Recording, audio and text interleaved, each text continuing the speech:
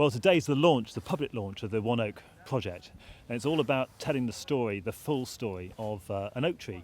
And the idea is that we're trying to connect the general public with growing trees for wood. And the reason being that we believe that perhaps there's a disconnection between people loving wood in their lives, for flooring, for doors, for everyday objects, and actually seeing the tree being cut down that produces the wood.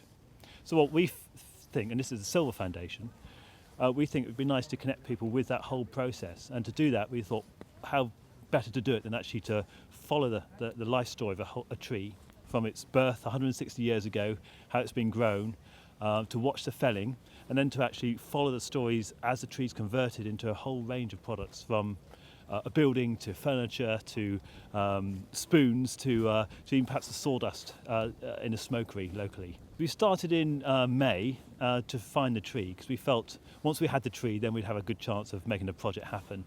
And we were very lucky. I wrote to His Grace Duke of Marlborough here at Blenheim Estate and asked whether he might have a tree that'd be willing to donate to the project, and they said yes. So we came out with their Royal Estate Manager, Paul Horsey, and chose our tree, and from then it's been fantastic working with them, and we just started that whole cascade of volunteers who've come forward. We've been so lucky. Everyone's given their time and various things to the project, and it's been great fun actually.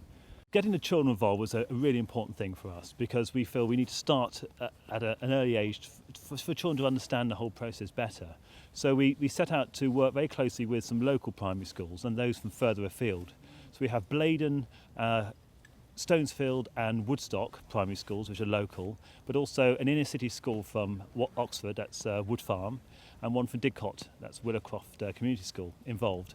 And actually during the autumn, back in October, they've come to the site, they've been forest scientists for the day, they've measured the tree, they've done artwork, and they've even voted back at school whether the tree should be felled.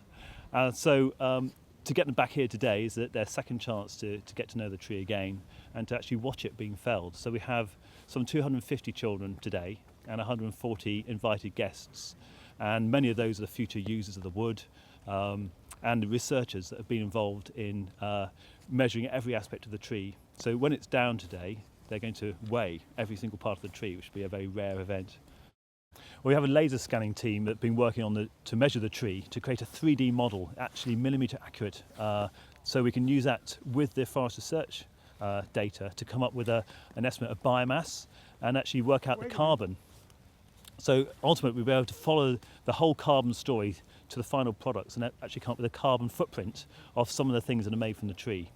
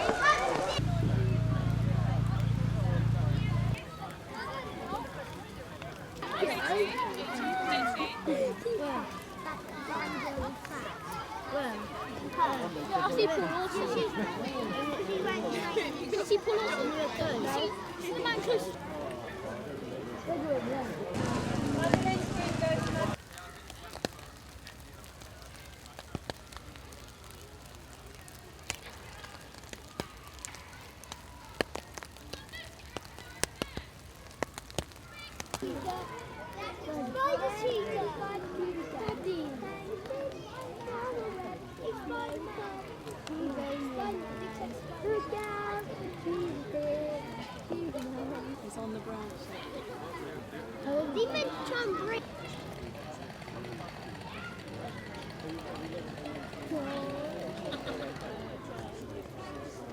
Oh,